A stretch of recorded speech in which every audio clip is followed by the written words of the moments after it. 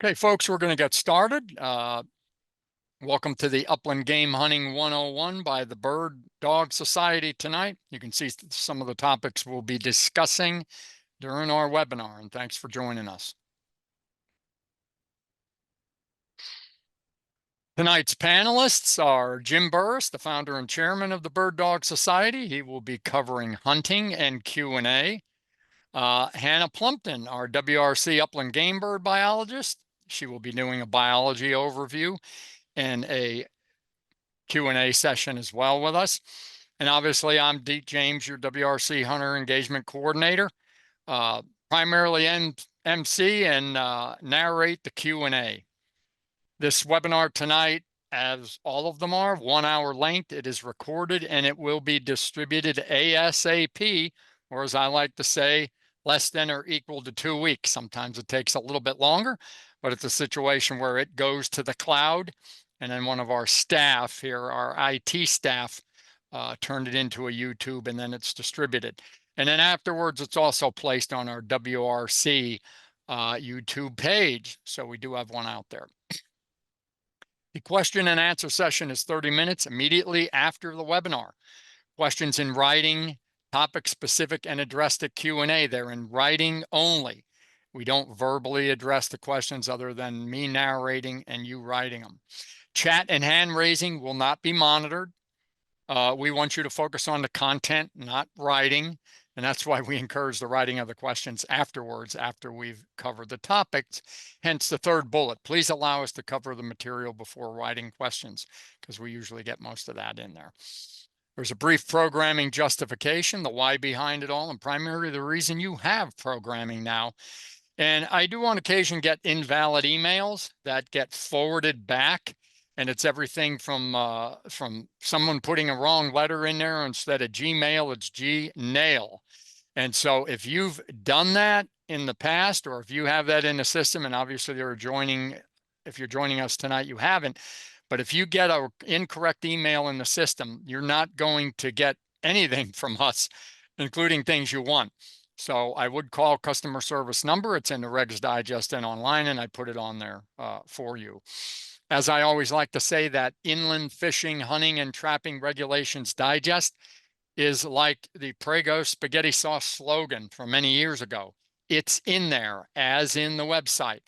And I always tell folks, let your fingers do the walking before you go hunting, and you're going to hear me say it again. Again, thanks for joining us tonight. The primary reason for my job and why you have programming goes back to this 5-year survey done by the U.S. Fish and Wildlife Service. On between 1975 and 1980, that is a time I like to say that was the greatest number of modern day North American hunters of all time.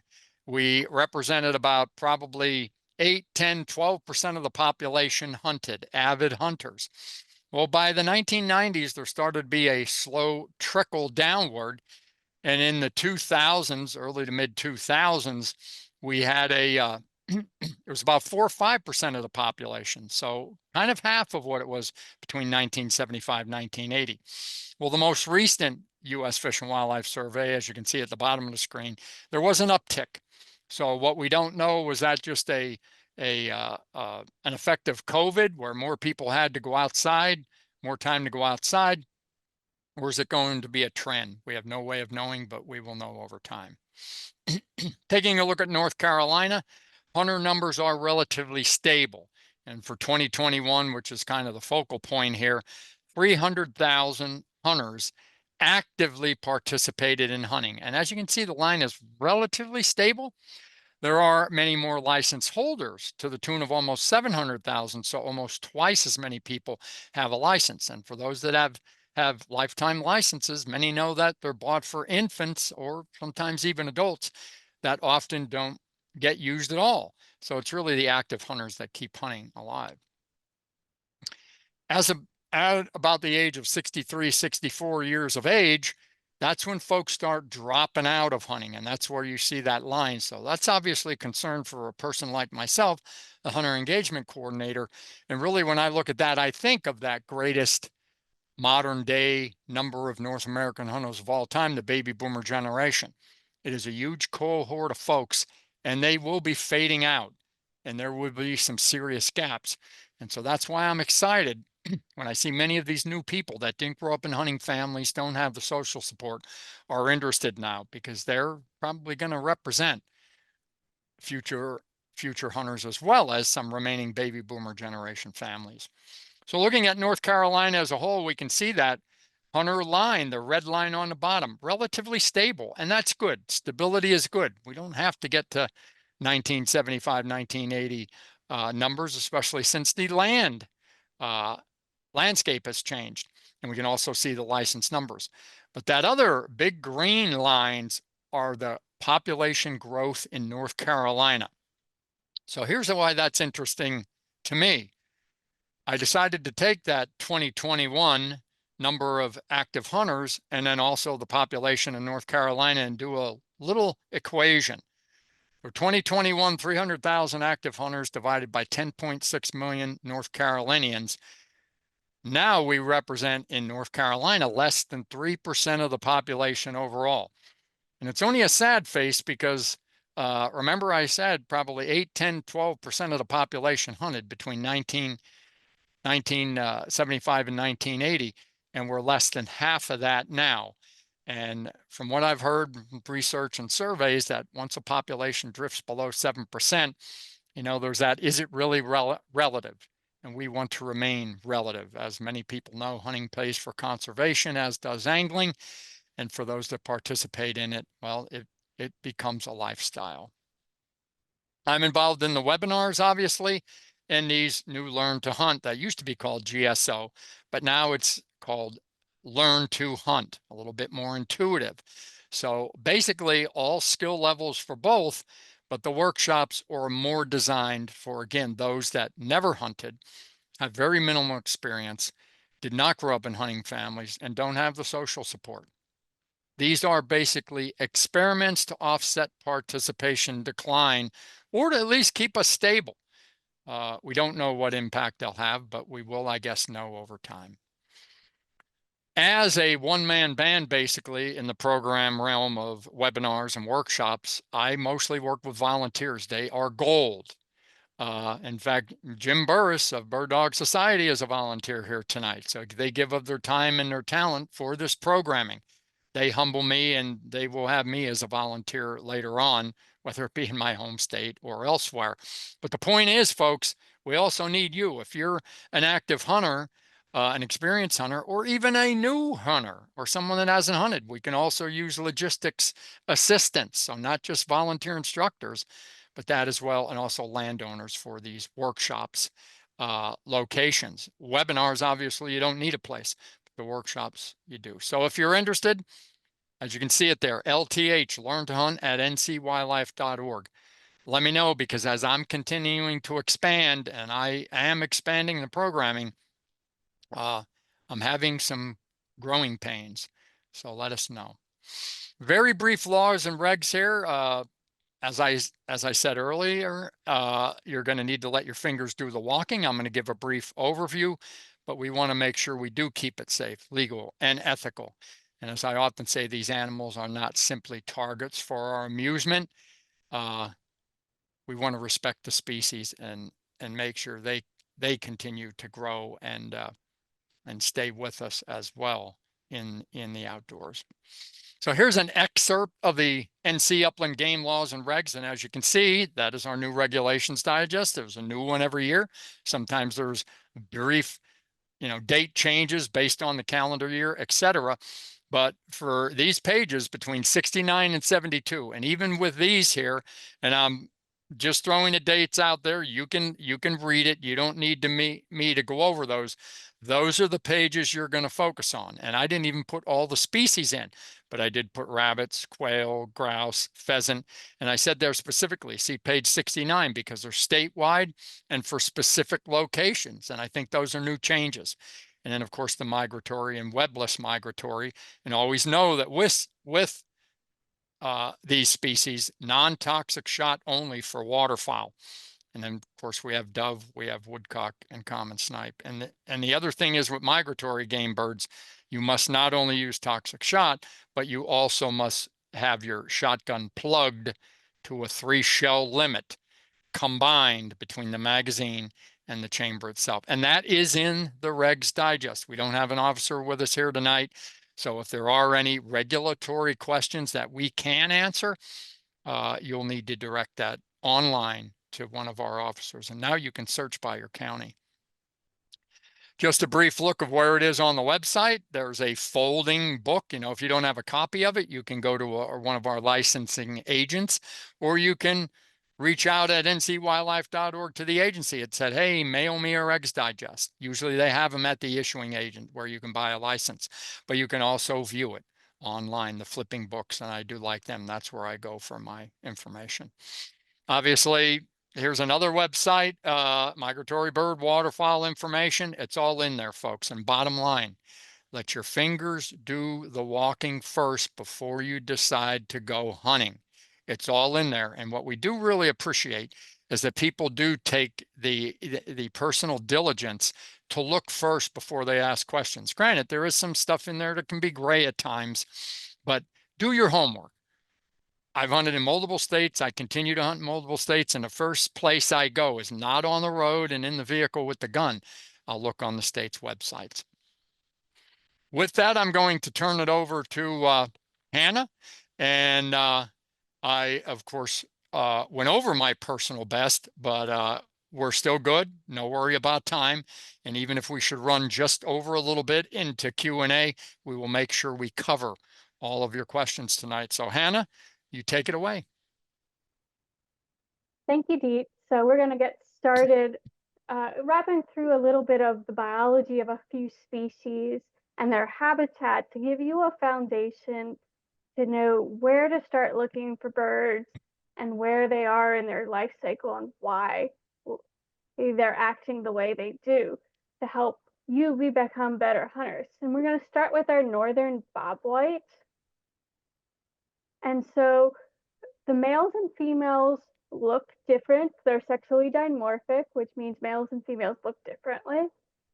So our males have that black and white face. They have a white throat and that chestnut colored body. And then in the spring and summertime, they do that classic whistle call, that Bob White call, where they get their name from.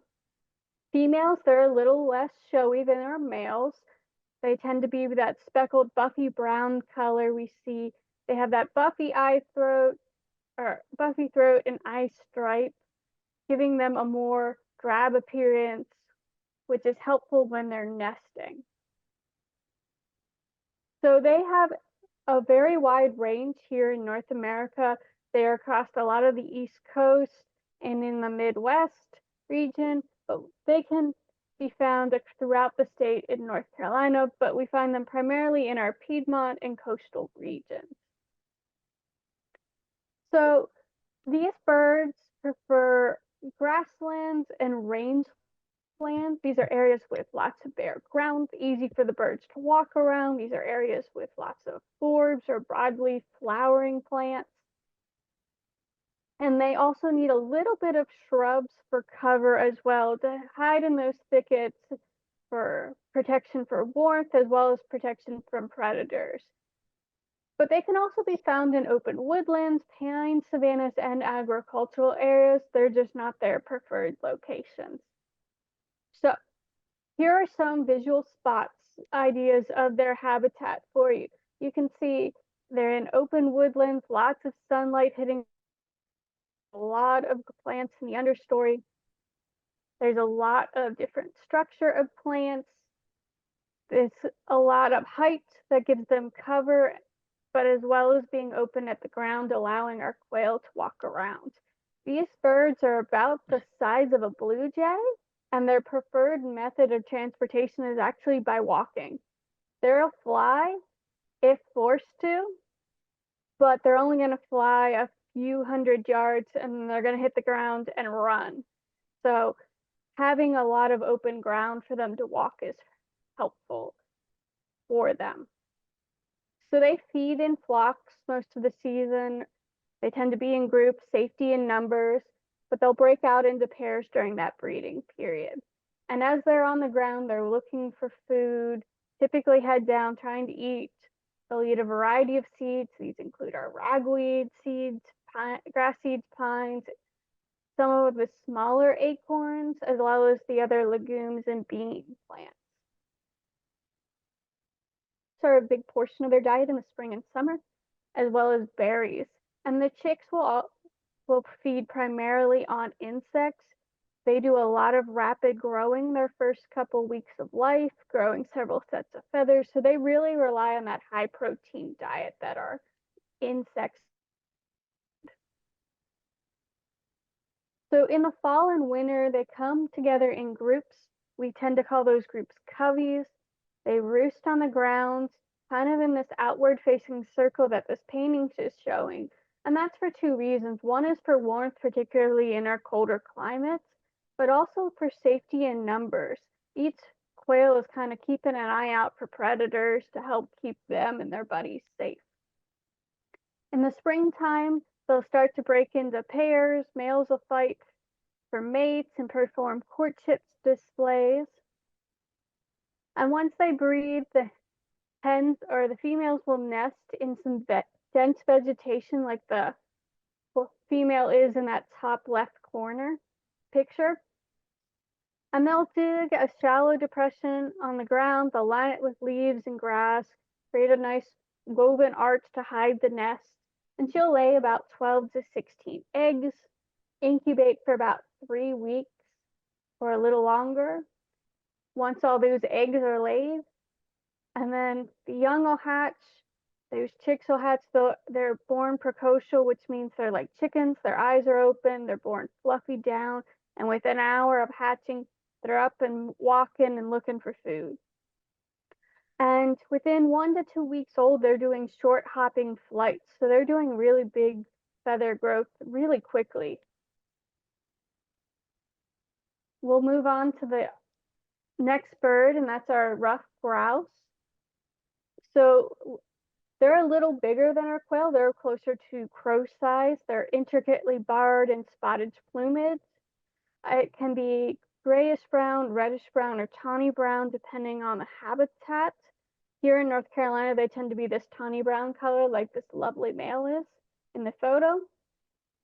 They also have rough feathers on their neck that they can puff up, which they get their name, the ruffed grouse. And males will puff up these feathers during their courtship display or territorial defense in the springtime. So they have a very wide range in North America. We find them in the Rockies, Pacific Northwest, up to Alaska, across Canada, and down those Appalachian Mountains. And here in North Carolina, we're on the southern end of their Appalachian range. So we typically find them in our mountain counties, or those counties in green. And they're typically found at those higher elevations, typically 1,800 feet or 2,000 feet. There are a few pockets where I know they're lower than those elevations where we can find them, but that's not the norm. They're typically at those higher elevations, around 2,000 feet or higher. So this lovely picture of this ruffed grouse with his ruffed up feathers, to give you an idea of what I mean by that. But their habitat, particularly in the wintering and their foraging, is what we call young forest. These are stands of trees that are only 5 to 20 years of age, so a thick wall of saplings. When they're nesting, they tend to be in some of those little older tree growth where there's a little bit more room on the ground so that they can nest on the ground. And it's typically under, against a log or a stump or a tree, anything to give them a little bit of protection from predators when they're on that ground and being vulnerable. In brood habitat, or habitat for young, is what we call areas where there's a lot of undergrowth in those forests, lots of green plants for them to feed and for insects to be on for them.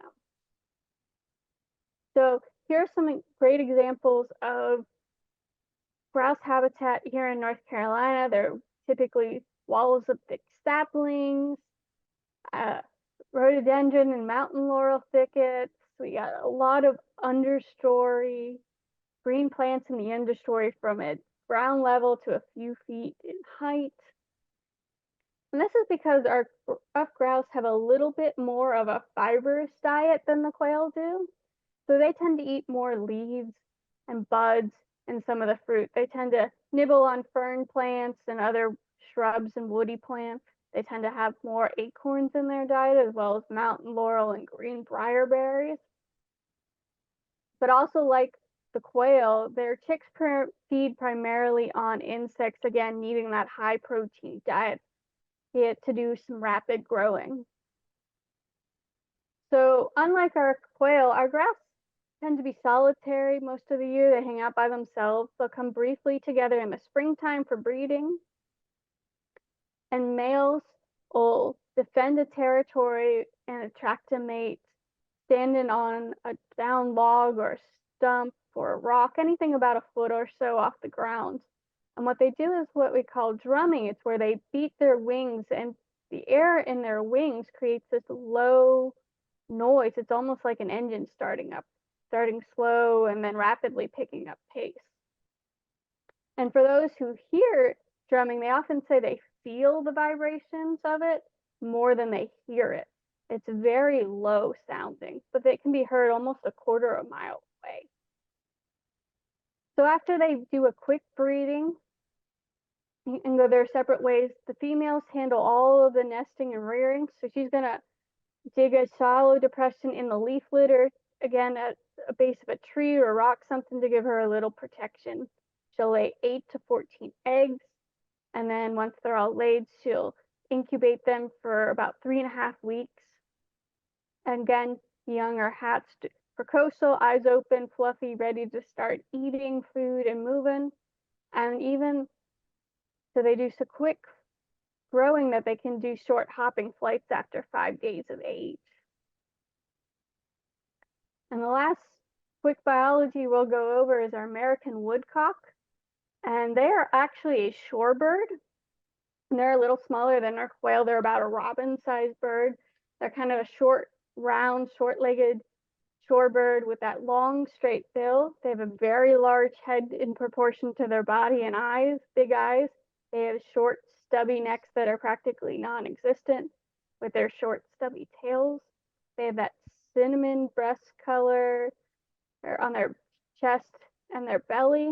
And then they have that gray collar right where their neck should be, as give an idea of what they look like.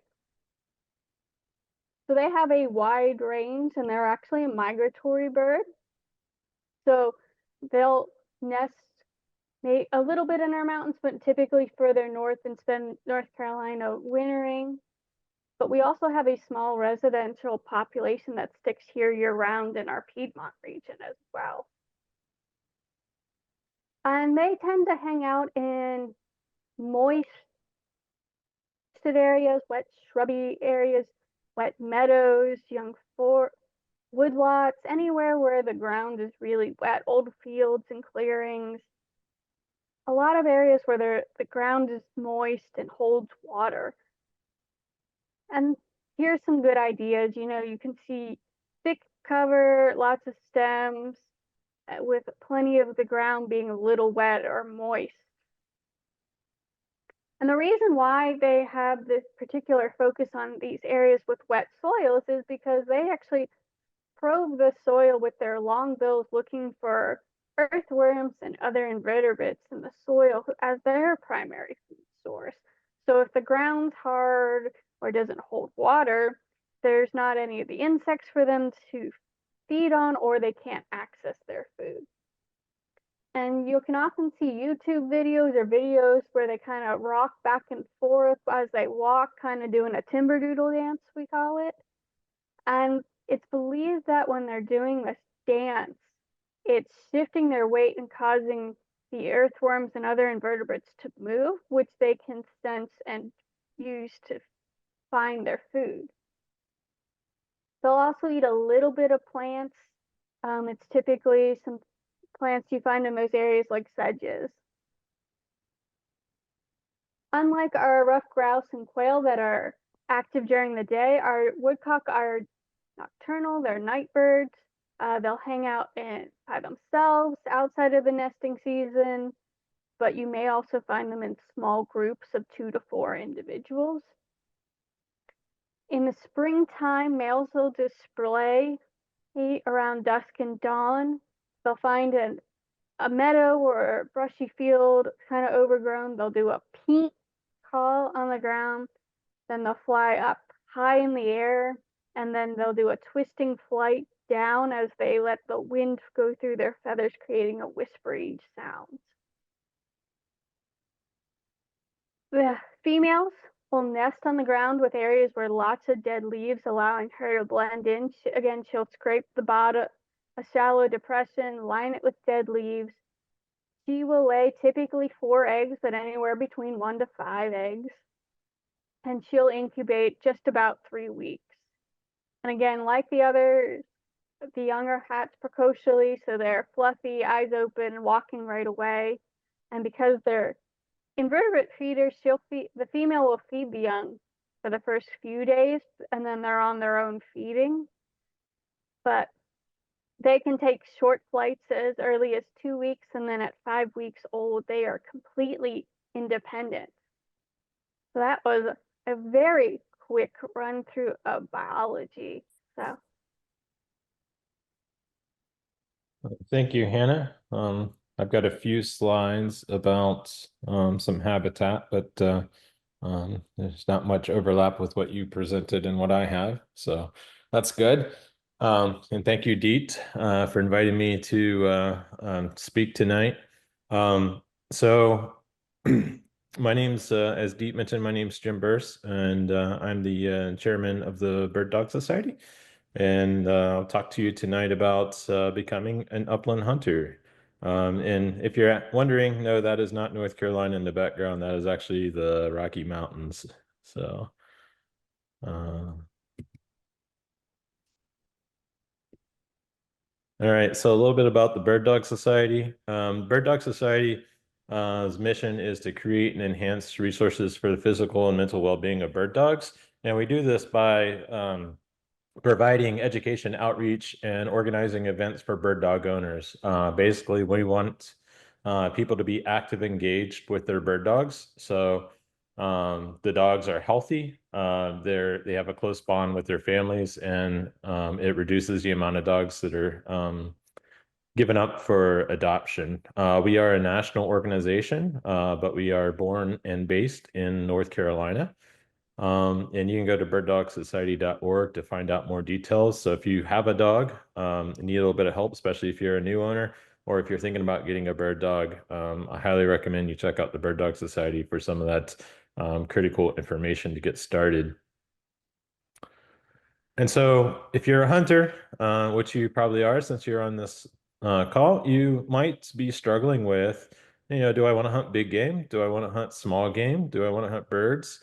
In one regard, you can fill a freezer if you get a deer. Another regard, you can have a lot of shooting opportunities and see a lot of ground if you're hunting for small game. And if you have a dog, the dog is really what drags a lot of us out into the woods when we're hunting upland birds.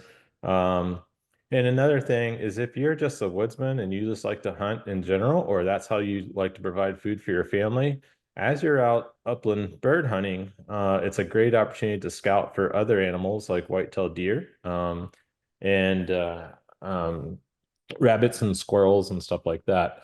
In fact, that's my dog there where we were shed hunting. Shed hunting is a great way to scout for deer because you can do it in the spring when all the other hunters are at home. And that's actually a whitetail I harvested on public land last year in one of my best woodcock hunting spots from last year. So there's definitely some crossover. All right. I apologize. This slide is a little bit outdated. This is from last year, but the Bird Dog Society also does webinars. All of our webinars are recorded and are available online in a video archive. You do have to be a Bird Dog Society member to see those. And so there's roughly about 20 hours worth of educational content online. And so The birds of North Carolina, Hannah touched on this a little bit. I'm mostly going to kind of focus on the woodcock, bobwhite, and ruffed grouse, but we also have the mourning dove and ring-necked pheasant in North Carolina. The mourning dove is the most popular upland game bird in the country. There's more people that hunt that than any other bird. That's mostly because they're distributed throughout the entire country and they have, and the population is very good. Ring-necked pheasant in North Carolina. The only reproducing population that I'm aware of is over in the Outer Banks, on some isolated islands over there. So they are a little bit more of a challenge to get to. And I'm not even sure if there's a good estimate of the current population over there. So we'll kind of skip over those a little bit. But as Hannah mentioned, woodcock is a shorebird, but there's several other shorebirds that are suitable game. Wilson snipe, king rail, Virginia rail, moorhen, clapper rail, and soarer rail.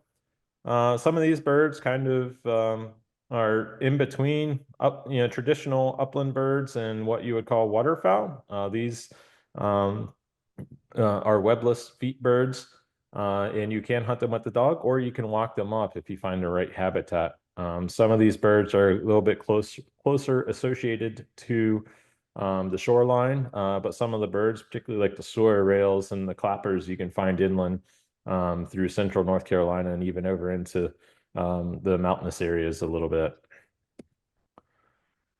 The out-of-staters, I put this on here because if you're a bird hunter and you have a bird dog, I highly encourage you to visit other states, hunt other birds, and there's a lot of opportunity. Every single state in the US has multiple types of upland birds that you can hunt, either by foot or dog. I'll reference dog a lot on here, but you can hunt all of these birds just on foot. It is a little bit more of a challenge, but it is possible. And there's many different species of grouse. These are all members of the grouse family. Some of them, ptarmigan and Himalayan snowcock and stuff like that are introduced from other countries. But the grouses are predominant upland bird in the US. There's stories of prairie chickens and sharp-tailed grouse coming from the west that fill up entire train cars heading east for restaurants. The out-of-staters, so this is kind of the quail and partridge. North Carolina, bobwhite is our only quail species, but we have other quail species across the US, the blue quail, Carolina quail, Montezuma, Gambel's, mountain quail, Hungarian partridge and checker partridge are kind of in there. Now, it is possible you may encounter a checker partridge in North Carolina, just because it is a popular bird for dog trainers. And occasionally, the trainers will miss and a checker will go flying and be in the wild, so to speak, for some time. I have a few funny stories about checker that have escaped training circumstances, and people are wondering what this strange bird is walking through a neighborhood. But always know your regulations. Dee touched on a few of these. Blaze orange. Typically, most states in North Carolina, you don't have to wear blaze orange when upland bird hunting, but one thing to keep in mind is if you are hunting when it is deer season, you definitely want to wear blaze orange, and you may want to consider putting blaze orange on your dog as well. A lot of states actually close their bird seasons during deer rifle season. North Carolina, it's so long that usually that first couple of weeks is the heaviest, and then after that, you're pretty good. But just please keep in mind that there is overlap between deer hunters and bird hunters in North Carolina, and you want to stay safe and be seen, and you want your dog to be safe and be seen. Be mindful of the gun and ammo regulations, as Deep was talking about, particularly around waterfowl impoundments.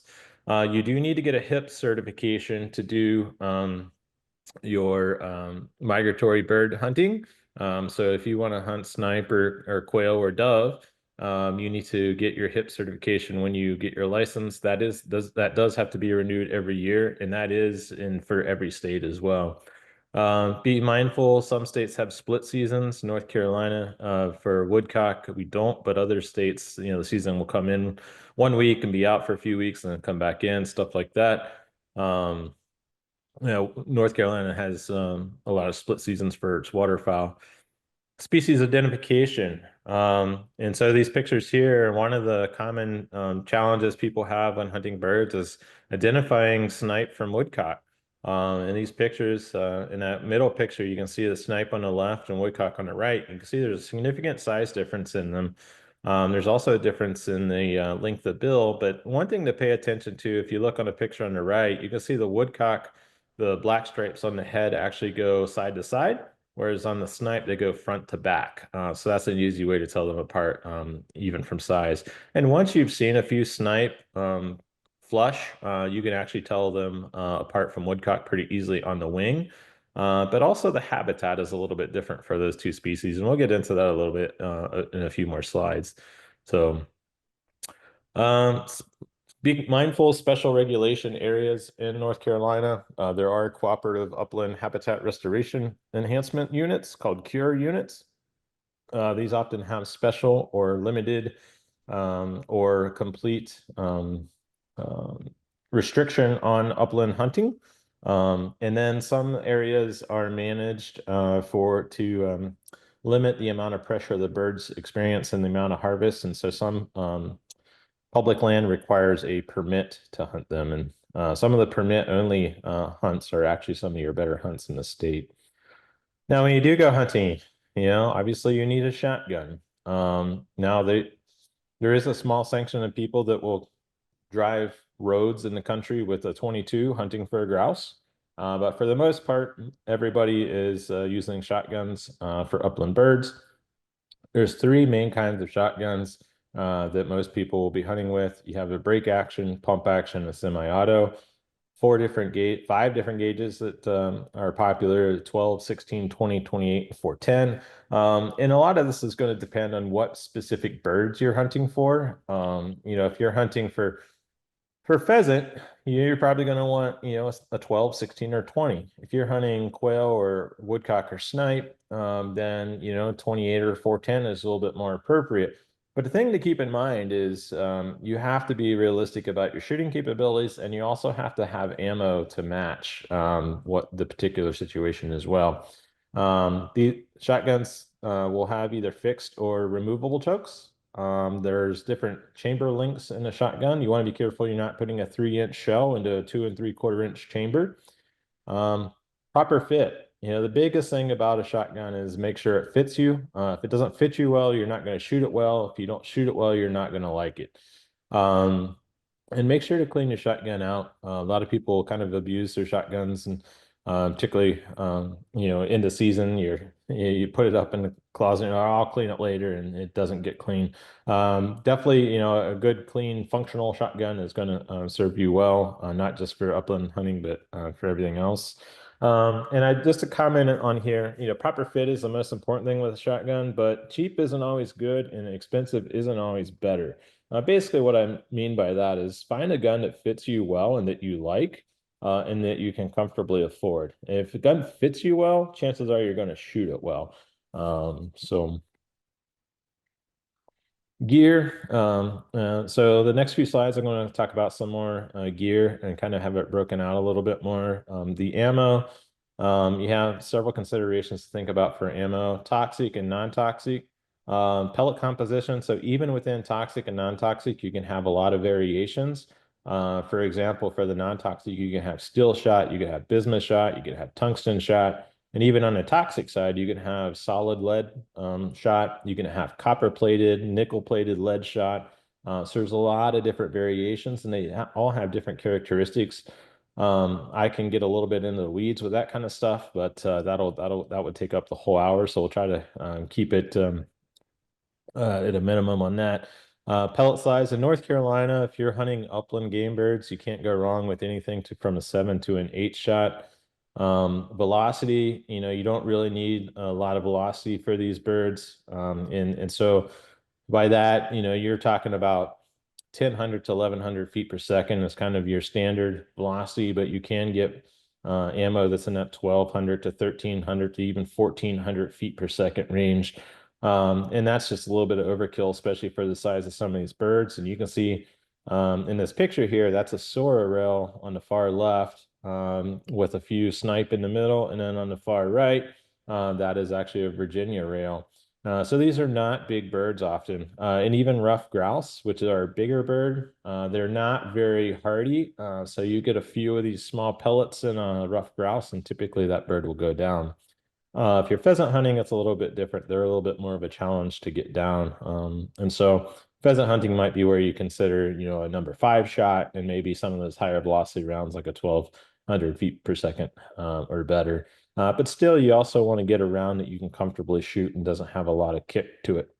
And so that's where the payload and the length come into play. There's this old adage, an ounce is an ounce is an ounce. You can get 28 gauge shells that shoot an ounce of lead, or you can get a 12 gauge shell that shoots an ounce of lead. The patterning characteristics on each of those is going to be a little bit different. So you do want to pattern your shotguns to make sure they pattern well. And again, that's you shoot it at designated distance, and then you basically look to see how consistent the pattern is over a certain area. And if you're hunting quail or something like that, if there's holes in your pattern that the size of a quail can get through, then it's not a very efficient pattern. And so your chokes are going to partly depict on how tight your pattern is.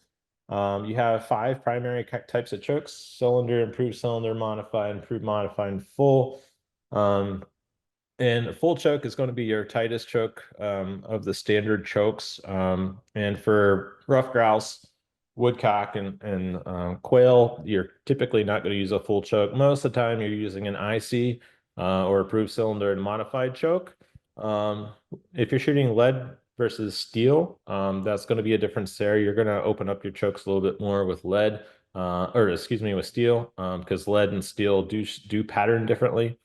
And then you also want to know your bird species and the behaviors of that bird.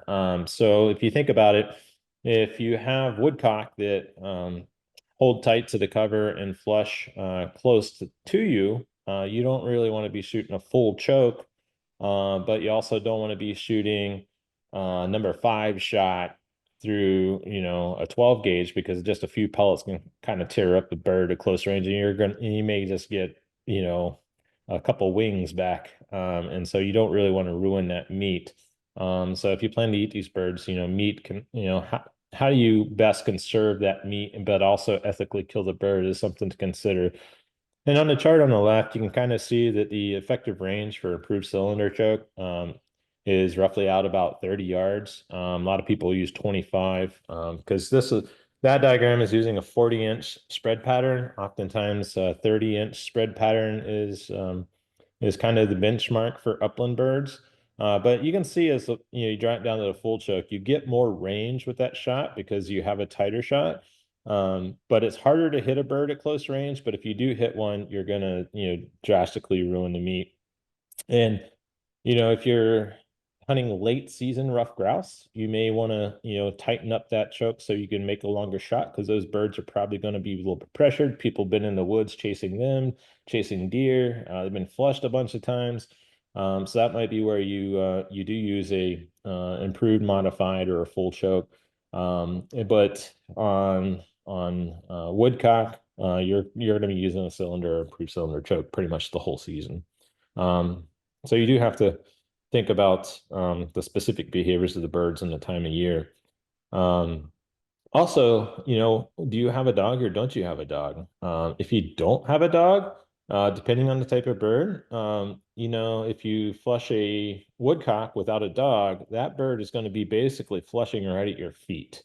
So that will take special considerations. And in those situations, you actually want to just take your time and let the bird get out there a little bit before you take a shot. And then if you have a dog, oftentimes the dog will the bird will feel pressure from the dog because the bird will know the dog is there. And sometimes the bird will actually flush further out with a dog than without a dog. And so, some of that comes with experience, and it's kind of hard to explain the nuances of that unless you've hunted with and without a dog. And I actually grew up in West Virginia, mostly hunting without a bird dog. It can be done, but it is a challenge. Other essential gear, protective gear. You want to have safety glasses, not just for shooting, but a lot of times these birds are going to be in very nasty, thick cover with a lot of thorns and little twigs sticking out is very easy to poke an eye. I'm not always the best about wearing those, but it is a good thing to do. And you can get safety glasses for your dog. That's a Vizsla with what's called Rex specs on. Some dogs just are a little bit more prone to getting sticks and eye injuries when chasing after birds. Hearing protection. These, if you do a lot of shooting, it could really start to damage your ear over time. Um, and if you think about some of these birds, like the snipe in particular, you could do a lot of shooting in a short amount of time. So you really want to wear ear protection for those kind of birds. You have two different kinds of hearing protection now, passive and electronic options. A lot of the electronic options are getting cheaper and more affordable. But regardless of the hearing protection used, if you're using it, it can limit your ability to hear the bird flushing. And oftentimes hearing the bird flush is the first indication that a bird is on the wing. Now, any of these birds, you can shoot them on the ground. It's very difficult to see them on the ground. There's nothing to say you can't. But now, if you are hunting with a dog, you do not want to shoot birds on the ground. Particularly if you are hunting with someone else's dog, if you shoot a bird on the ground around his dog, he's probably going to tell you that he doesn't want to hunt with you anymore. When hunting with a dog, always keep the dog's safety in mind. Good boots and wool socks. Upland bird hunting is not a sport you want to get into if you aren't okay with walking long distances. Brush pants. The Duluth Fire Hose briar pants are my favorite brush pants at the moment. They're a little bit heavier than a lot of the other options, but some of the brush that you're going to be going through in North Carolina chasing these birds is pretty heavy as well. And some of those lighter brush pants, they can just rip right through them. And I guess right now is a good time to say I am not sponsored by any manufacturer or anything like that. So these recommendations are all based on my own personal opinions. And don't slack on socks, particularly if you're wearing something like a rubber boot. Good socks will make your feet more comfortable. If your feet are more comfortable, you're going to be out there more. And if you're out there more, you're going to get more birds. And then gloves. I'm not a guy that likes to wear gloves, but you got a lot of briars and stuff like that out there. And some people just feel more comfortable navigating the woods with gloves. All right, so you're going in the woods and you get a bird, you have all these shotgun shells and everything, you need something to carry them in. Obviously, the type of hunting you're doing and the type of season may dictate what kind of carrying system you use. There's various styles where you can throw a lot of stuff in there, like a backpack style. Some of the more minimalist stuff, like a waist belt system, or some of the strapless vests and strap vest systems are modular, so you can add and take away as you see necessary. But remember that if you're taking a dog, you also have to account for the needs of the dog along with yourself. So if you don't have a dog and you're just on a short trip, one of those waist belts is completely adequate for bird hunting. And if the weather is warm, is actually kind of preferred. Um, if you're taking a dog, things to consider is, a cell phone, whistle, communication. Actually, I'm kind of getting ahead of myself a little bit. Other essential items to carry, regardless of whether you have a dog. Cell phone, whistle, some kind of satellite uplink, in case you run into a problem, particularly if you're hunting alone. A lot of times you're in rough areas where it's very easy to twist an ankle, break a leg or whatever. It's not common, but it is possible because you're walking through a lot of brush, a lot of down trees and stuff like that. So to always have some kind of form of communication, or if you don't have communication, make sure someone knows your hunting plan so they know where you're at, and so if you don't show up in a reasonable amount of time, so they can send someone for you. Navigation, compasses, maps, backup GPS. If you rely on your cell phone for GPS, make sure you have some kind of backup. Um, those GPSs are only as good sometimes as the battery that's in the device, or if you drop the device while doing a river crossing and your phone's in the bottom of the river, then you may essentially be lost. Remember, water. You're going to be doing a lot of walking, particularly if it's hot. You're probably going to do a lot of sweating, so make sure to hydrate. First aid kit. for you and for your dog. Your dog is more likely to need it than you, but I've also had to use my dog's first aid kit on myself quite a few times. Nice things to have. How about a dog? It'd be nice to have a dog because it makes it so much easier and so much funner. I've spent many days in the field where I've never saw a bird, but the dog comes back happy, which makes me happy. The dog is going to find birds.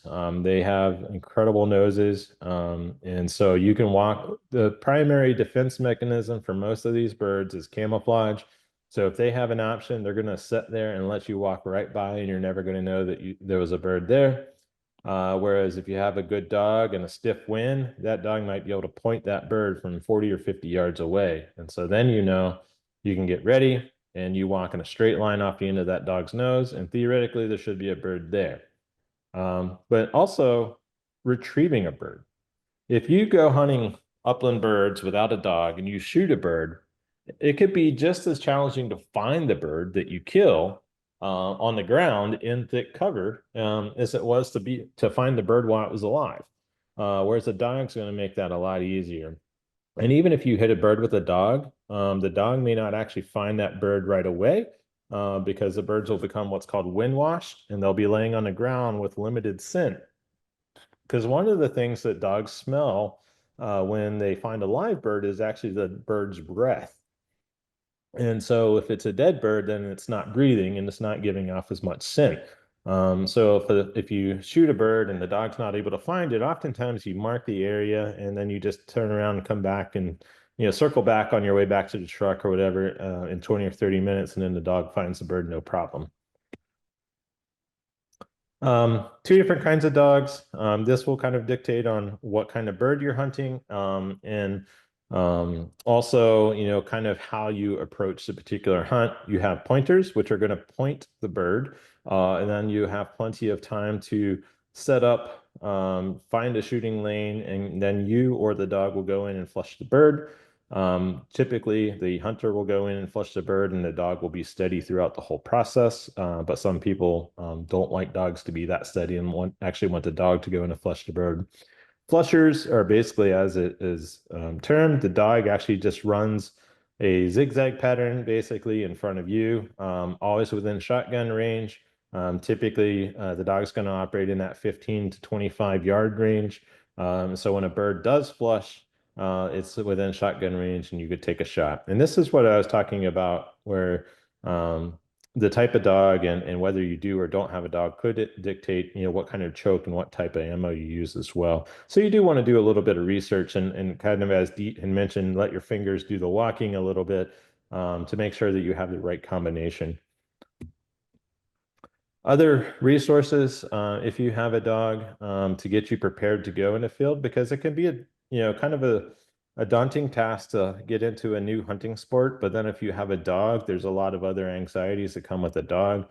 Is it properly trained? Is it going to get hurt and stuff like that? And some of these resources can kind of help you with that, with the training programs, how to hunt with your dog, how to use a first aid kit and what to do if your dog gets injured, go over various types of gear that you can get. And then, other things like dealing with wildlife. You have a hunting dog that may have an affinity for furred animals. So if your dog comes back with a skunk or finds a snake or a porcupine or dogs, and yes, there are porcupines in North Carolina. There's not very many, but you can find them in the mountains. So you do want to be prepared for some of those wildlife encounters. Where to hunt? That's one of the big questions that everybody wants to know when they get into hunting. Where do I go to find upland birds? Now, I will give a plug to North Carolina. I've hunted all over the country, and North Carolina does a great job with their public lands, not only documenting them, showing you where to go, having a PDF of each land, showing you parking areas and stuff like that. But the quality of the public lands in North Carolina are top notch, in my opinion. There's not a ton as far as acreage of public land in North Carolina compared to a lot of your Midwest and your Western states, but they are all pretty good quality. And if you divide the state into thirds, I have found woodcock on basically almost every game land in the eastern 2/3 of the state. So one of the biggest things about finding birds is just getting out there. And as the bottom of this slide implies, there's no substitute for windshield time and boots on the ground. But that said, you do want to try to do as much scouting before you go out as possible. Again, let your fingers do the walking. Some resources there, Google Earth, Onyx Maps. Those are going to show you a lot of the places that might be good woodcock habitat or where there might be a recent cut for grouse hunting. And a lot of times you want to use these resources in tandem because depending on when those satellite images were taken, it may show you when there was recent activity there as far as foresting and stuff. Scout and Hunt app, that's an app that you can get where it tries to, it uses GIS system to depict what kind of habitat is in what areas. So if you're hunting high elevations and you want to see if there's any alder thickets or any aspen in the area or something like that, you can go on that map and it'll highlight the different types of foliage in that area. Call your local biologist. Most of the time, they're very helpful and very willing to tell you where they're seeing game and where to go and some tips. The Merlin Bird app. If you're not familiar with some of the sounds some of these birds make, the Merlin Bird app is a free app developed through Cornell that you can basically turn on your microphone on your phone and it'll tell you what kind of birds are making the various sounds in the area. And when it comes to woodcock, you'd be surprised at how many people think their peent sound like a tree frog, but it's actually woodcock. Woodcock migration map. That's what's in the top right corner. In the bottom right is actually a woodcock with a radio transmitter tag. That woodcock was released in North Carolina. But if you go to the Rough Grouse Society migration map, you can actually see where those birds migrate. And most of the states along the East Coast will put radio transmitters on woodcock, so you can actually see when they start migrating in the fall. So that's a good resource to know if there's birds in the area. Woodcock habitat. I'm just going to touch on this a little bit. Hannah did a great job going through it, but you're looking for early successional forest. I have literally found woodcock in the middle of swamps where the woodcock are on small islands made by the cypress knees. So it doesn't take a whole lot of land. They're not going to be swimming around like a duck, but they can be in quite a bit of water. They just need a little bit of soil to probe in and feed. But oftentimes they're out in the middle of these swamps, so little islands of land is a safety mechanism as well.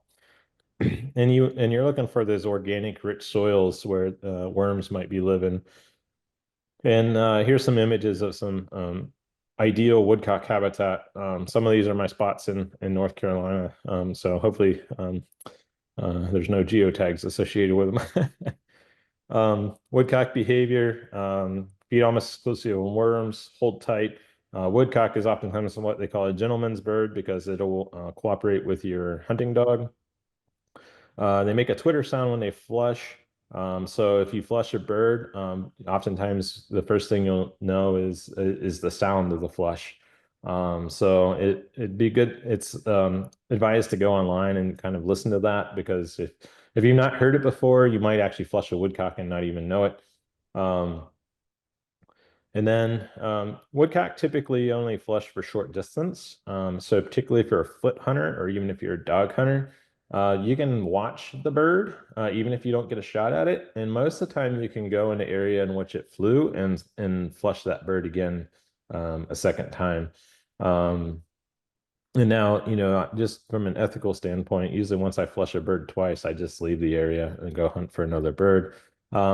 They do the painting sound year round. That's not just a spring thing. So one of the things to do is if you're in an area that you think has woodcock, even if you don't have time to get in the woods, just go there right before dark, roll down your window, turn off your car, and listen for those painting sounds. If there's a lot of woodcock in the area, you're going to hear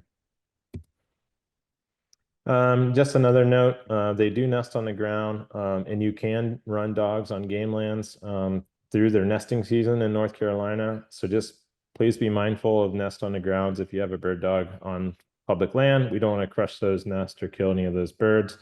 So we want to save what we have. quail habitat, dense cover, open floor. They want to walk around. They need that woody, shrubby area for security.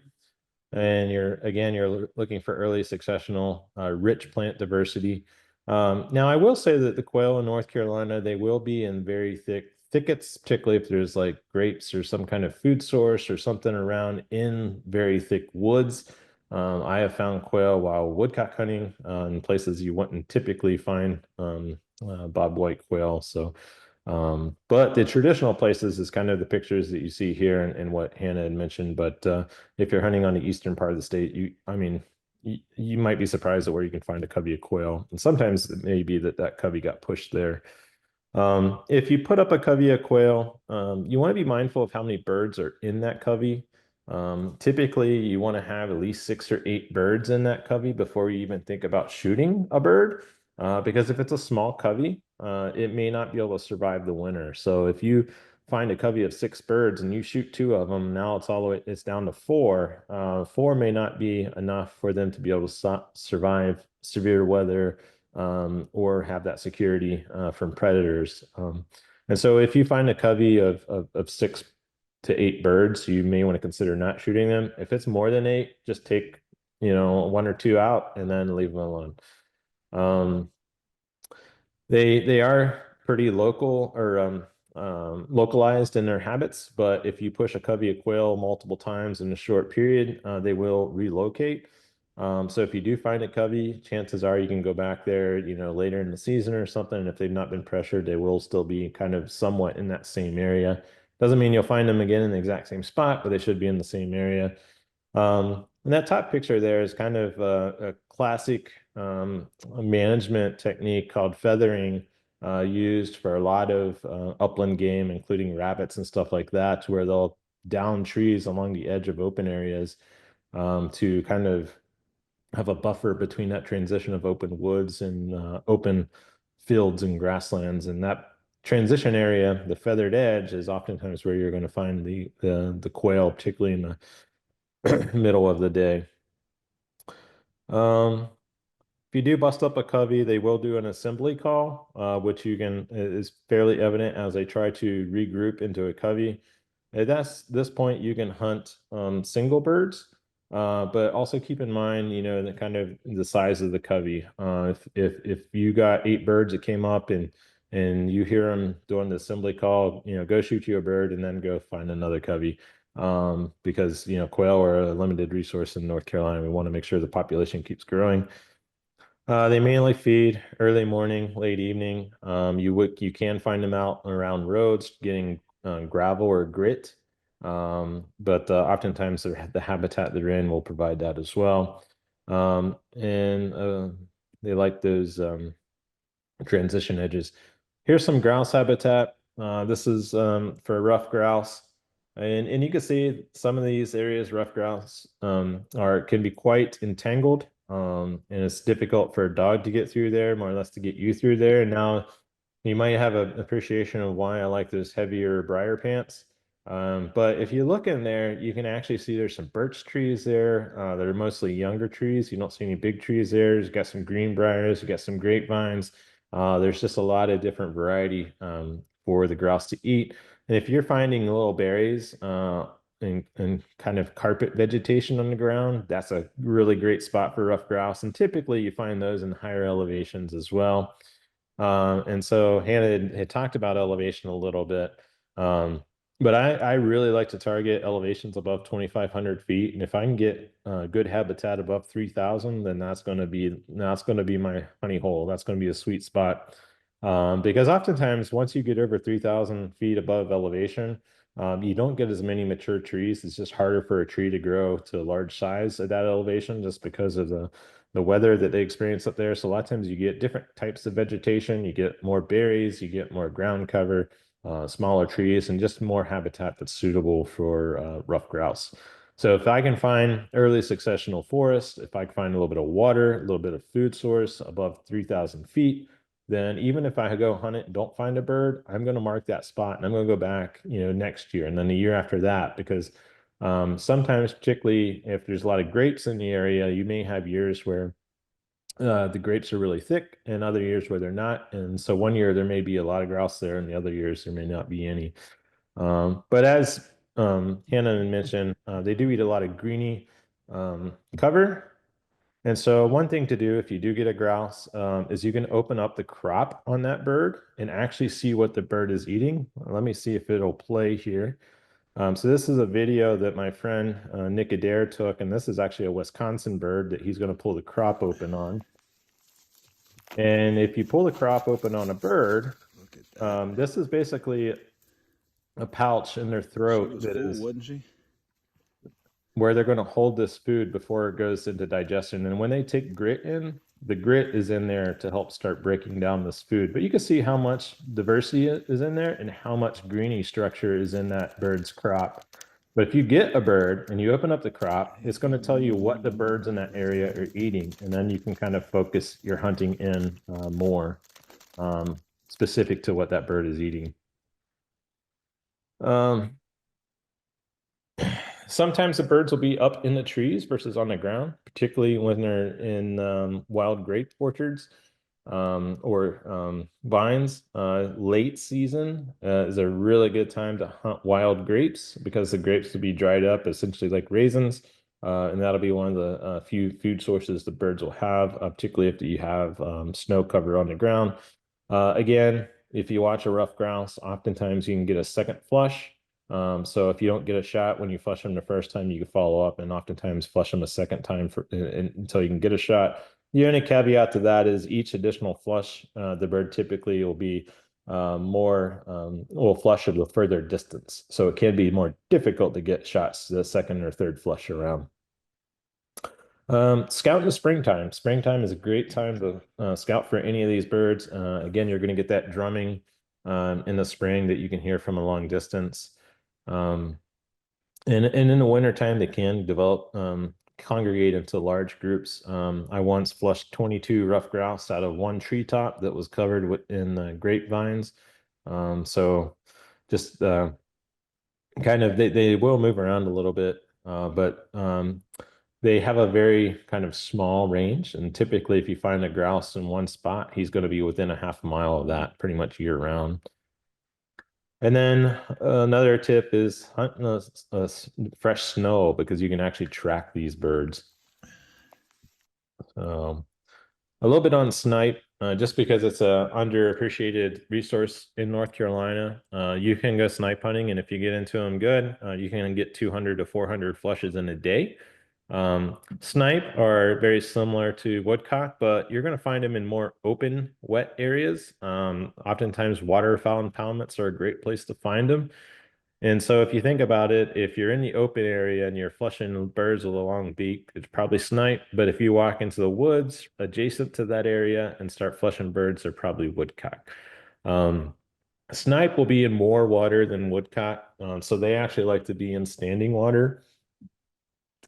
Basically, a couple inches deep. I like to say snipe like to have their feet wet, but not their bellies wet. So if the water's too deep to where it's longer than their legs, they're probably not going to be there. They do have a little bit more of a varied diet than woodcock. They do primarily eat worms, but they also eat insect larvae and crustaceans, more open landscapes, freshwater and tidal grass areas.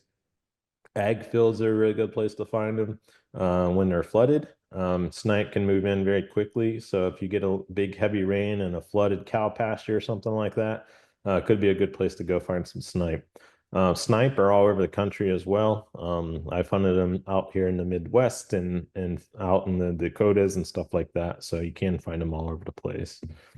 And you can find them in some of the vegetation water edges around some of the lakes and stuff too. This is just a little video of some of the worms in some of these standing water, and that's what the snipe are eating. So if you find things like that, there should be birds of some kind around.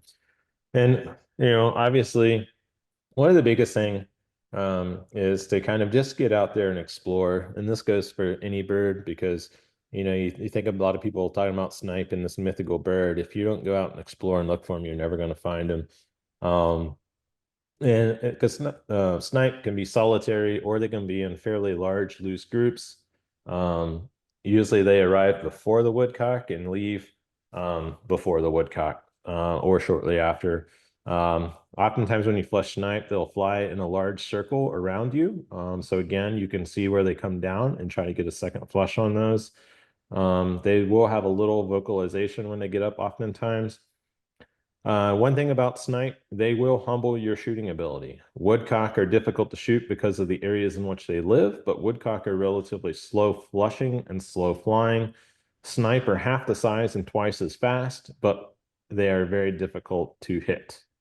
So, don't get discouraged if you do try to go snipe hunting. Snipe can be decoyed. I've not tried it, but I have heard people do it. So shooting technique with your woods birds and brush birds like bobwhites, woodcock, and grouse. Ignore the trees and brush. Just pull up.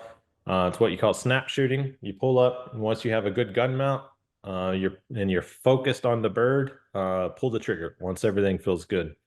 Snipe hunting, you need to be a little bit more methodical. You don't have brush in there. The bird's much faster flying, so you want to focus a little bit more on that bird.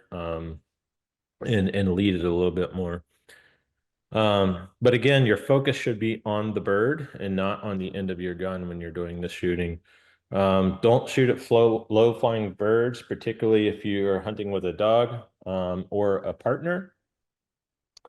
And don't, again, don't become discouraged if you have trouble hitting birds. I've known people that I've taken people woodcock hunting and have shot up 2 boxes of shells and still did not get their 3 birds. So it's all in fun and they're actually a great tasting bird. But once you harvest a bird, you want to take care of it. Those smaller birds, you can actually freeze them whole if they're not shot up too bad and you don't have a bunch of pellets going through the intestines. You can freeze them whole, and then after you get a handful of them, kind of semi thaw them, and then you can clean them all at once. If you want to roast the whole bird, plucking them is a preferred method by many because it helps keep a little bit more of the fat in there. And for your dark meat birds, like your woodcock and your snipe and your dove, you want to cook them hot and fast.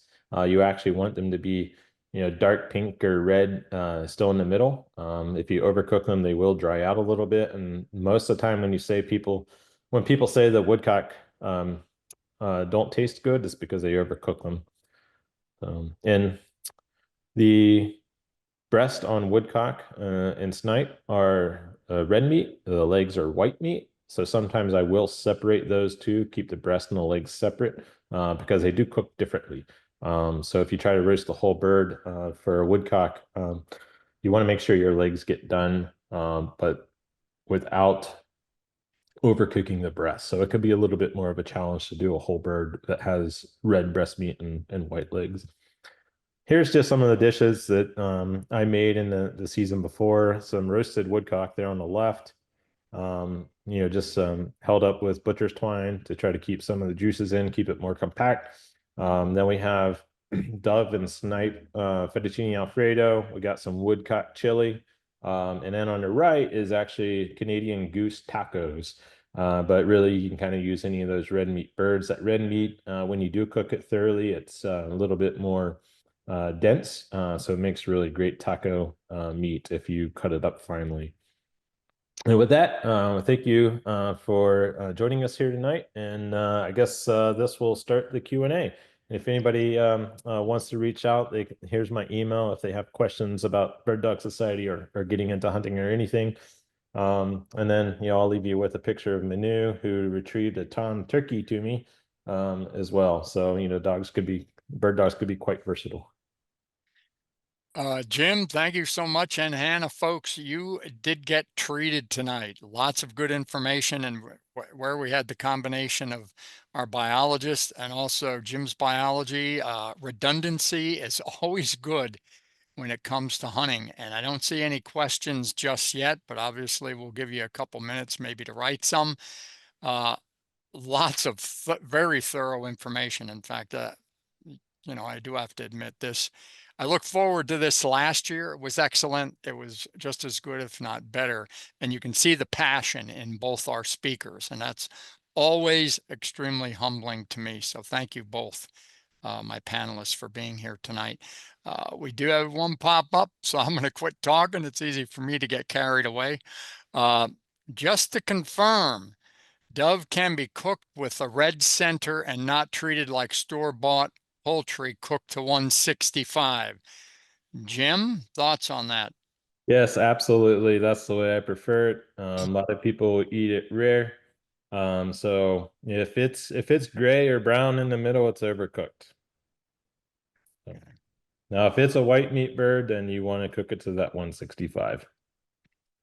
Yeah, and I think when it comes to, well, as we know now, with foodborne illnesses, wild game doesn't quite get handled as often as, say, maybe the domestic variety. So I guess folks, are still probably with, recommendations, but obviously it also has to be palatable, right, Jim?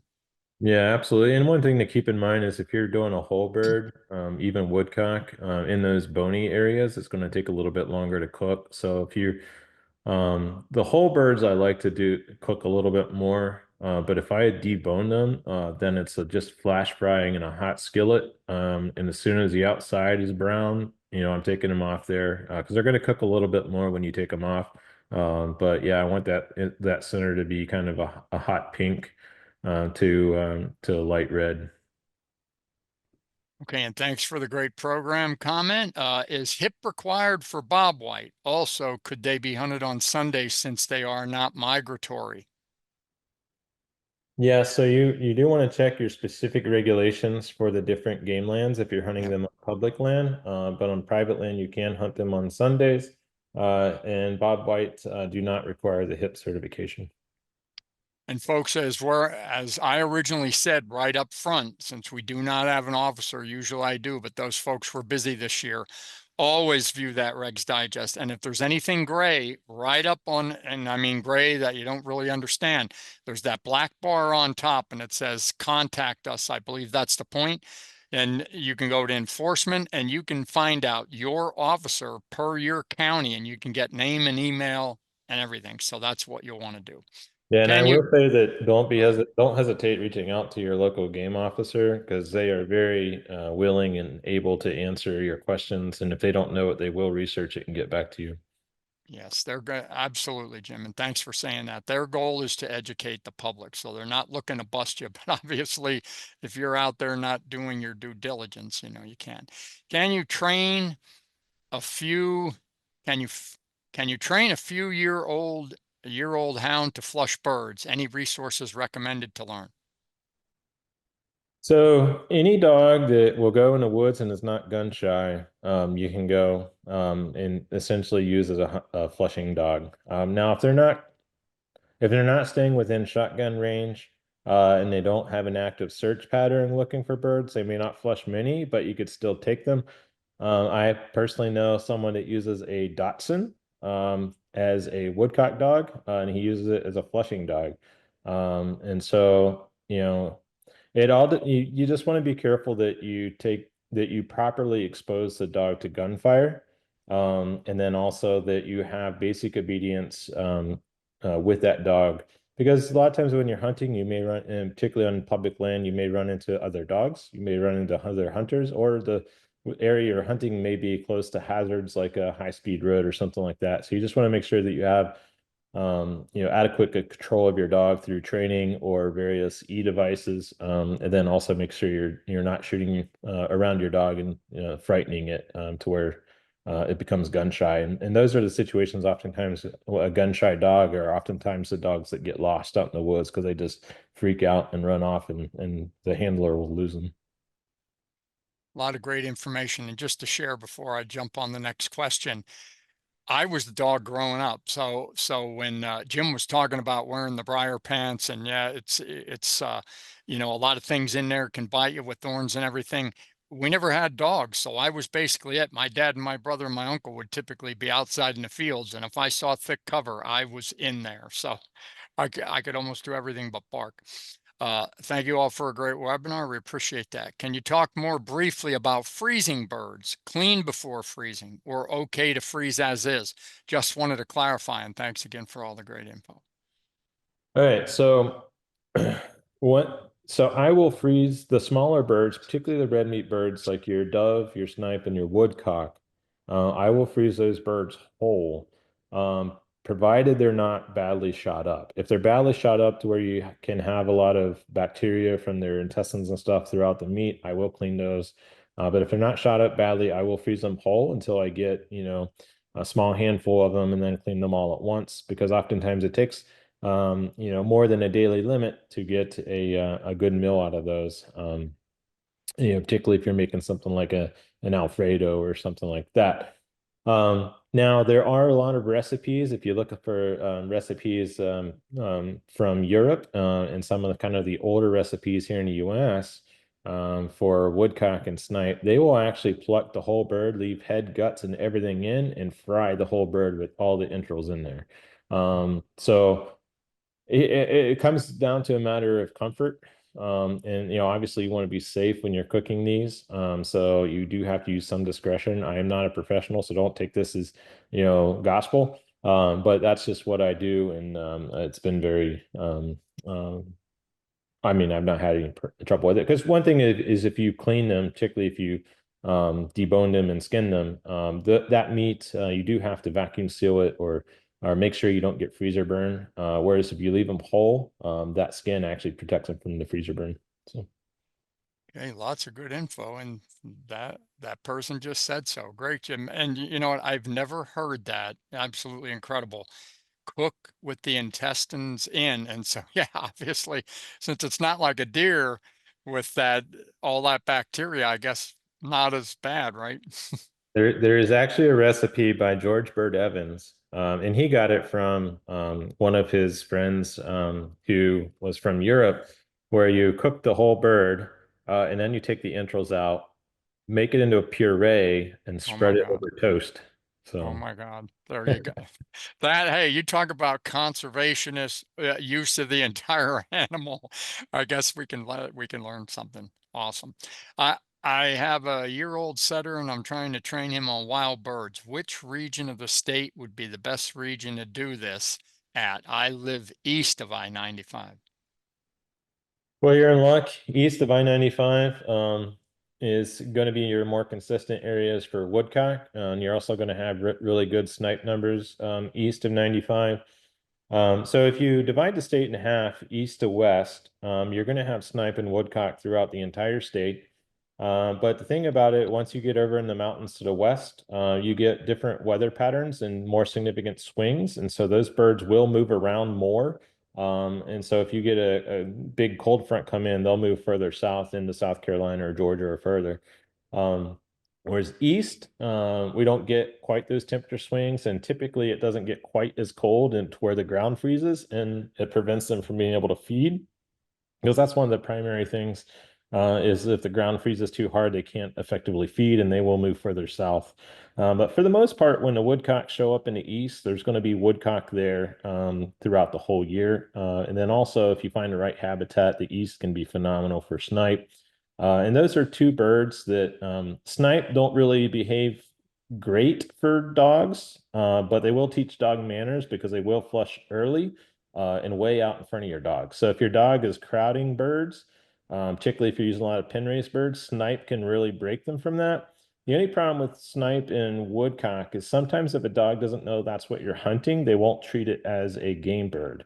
So it's possible you may need to shoot a woodcock or snipe before your dog connects it. Hey, this is what we're hunting. And so that can be something. And a frozen whole bird could help with that. But there's nothing better than shooting one of those birds with your dog. So when you're introducing your dog to woodcock or snipe, even if it bumps the first bird and you have a pointing dog, sometimes it's good just to shoot that first bird to tell your dog, hey, this is the type of bird we're hunting. So Awesome.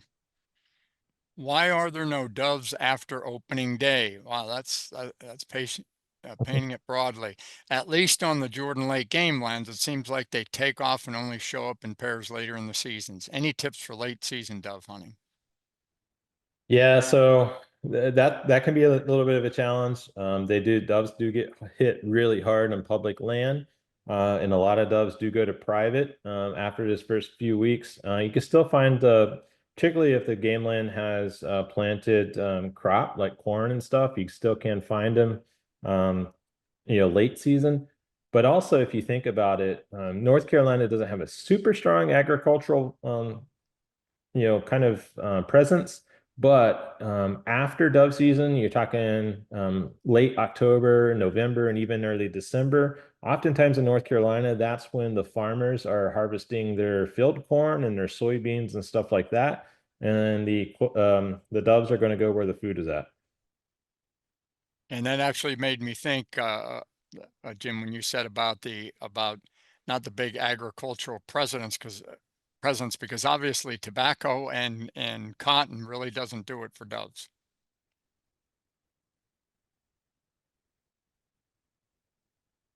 Okay, and we don't have any questions right now. Okay, we have another one pop up, and we still got some time yet. I see dove in the woods on game lands. Can you hunt them in the woods and off the field? Is this allowed? Well, I can only speak for the regs and say, yeah, you can hunt them in the woods, right, Jim? Yeah, there's no regulations, whether they have to be in the field or in the woods. So Mhm. I've killed many of them with pellet guns as a boy, shooting them out of trees. So. Well, and just a little share for our audience here too, where I dove hunt on relatively local game lands, and I'm in Raleigh. There was a lot of hunting going on while I was deer hunting on the waterfowl impoundments because there is crossover in seasons. It was incredible the amount of woodies that flew over my head and once the shots started going off. And so if I wouldn't have had the rifle, if I'd had a shotgun, I probably would have had some waterfowl. But I want to make sure that I'm using non-toxic shot for waterfowl near any waterfowl impoundments. Yeah, and I will say that there's a lot of really effective non-tox available now that Yep, outside of steel. A lot of people got away from non-tox yep, and cussed it because steel was a lot lighter, not as effective. But some of the bismuth and tungsten is expensive, but a lot of the bismuth loads are very, very effective against birds. yep, yep. And that tungsten has really jumped on the turkey scene, which, by the way, that and I think I know Meleagris gallopavo sylvestris. That is a turkey in the dog's mouth, correct? Yes, that is a gobbler he retrieved in West Virginia. Yeah, there you go. Because I think if that's a grouse, it's a big one. Okay, folks, I'll tell you what, we're getting close to that 8:30 point. I don't see any questions. So, any closing comments, Jim? Well, I think the biggest thing is to take away is there's no substitute for windshield time and eating boot leather. Get out there, do a little bit of e-scouting and then get out there and explore. You'll not only find great places to hunt birds, but great places to hunt deer and sometimes bear too. It's hard to tell what you're going to run into, but North Carolina has great game lands and just get out and explore. Anna, any closing comments relative to biology? Mine is kind of building off of Jim. It's go out there, put boots on the ground, and look at that habitat. And once you start getting a visual idea of that habitat, you'll find your birds. Because if there's no habitat, there'll be no birds. Great information. And Hannah, do we still do the grouse cooperator thing? We do. We still do. What we have are those folks who volunteer are grouse hunters and quail hunters, and we do have rabbit hunters as well. They they can sign up on our website to participate and just tell us about their hunts. It's as little as if they go on one hunt or 400 hunts. You see lots of birds, you see no birds. It's all helpful for us. We just ask what county, public, private land, how many hours did you hunt, and what did you all see in flush and harvest, and that's all we ask. So I highly encourage that if you do. Go grouse or quail hunting. It helps me as the biologist help monitor the species here in the state for everybody. And does that still come with a hat? If you do participate, we do reward you with a hat the following year. So yes. There you go. As I found out in North Carolina, people like cats. Jim, were you making a comment? I was just going to say one thing, and this is probably a plug for all the biologists. So you're welcome, Hannah. But when you do your HIP certification every year, make sure the people that you're getting your HIP certification, whether it's from Walmart or whatever licensing agency, actually ask you the questions. Because that information is used by biologists to tell how good the populations are, the amount of effort that the hunters put in and how many birds are able to get out. I've gotten my HIP certification before where I've had to specifically tell them, no, I need you to ask me those questions. So. Yep. There you go. Great information. Okay, I try to go to the game lands around Jordan Lake. I'm about 20 minutes away, which is nice. I like the fact that we now have 3 chances during the season. I will do my research from the resources you all have, but are the woodcock or snipe around Jordan Lake? Woodcock are definitely around Jordan Lake. I know a lot of people that have success hunting them around Jordan Lake, and also nearby Sharon Harris and some of the other smaller game lands around there. I've hunted them on those game lands as well. Snipe on those particular game lands are a little bit more finicky. You almost have to have the right conditions, like a heavy rain that floods an area. The snipe are very more missed than hit on those particular game lands because you can find the snipe around the edges where there's a lot of grass around like Jordan Lake or Sharon Harris or something like that, but the birds are going to be very isolated in like singles or pairs or maybe 3 birds, and then you're going to have to work really hard to just get to those birds just because it's not prime habitat for snipe. But you can find both there. But it's probably a daunting task to hunt snipe on those particular game lands. But definitely there's quite a bit of woodcock there. Okay, and from that person, 10-4, thanks again. Talk and have a great night. Again, since we are at the time, a final thanks very much to my panelists tonight. It was this is our last webinar for the year. As I noted up front, it was recorded, so you will get it as soon as I get it, and I will also send out, which is very important. You know, kind of like the being a coordinator and providing the HIP information, whether we harvest it, is there will be a post-webinar survey. So we do take your feedback.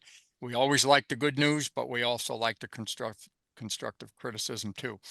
I still have some program remaining. If you go in there to hunting, you click on hunting, learn to hunt. There is a deer workshop coming up in October. That's in Gastonia, that's in person. And there are some minis in Ellerby, primarily relative to deer. So be safe, be ethical. Thank you for joining us tonight, and look forward to seeing you, whether virtually or in person again down the road.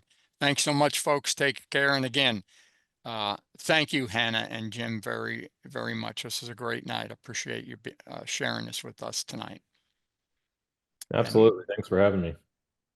And with that, good luck with the Upland game this year, Jim. And I'll look forward to seeing Hannah at, out in the field someday. So thank you both.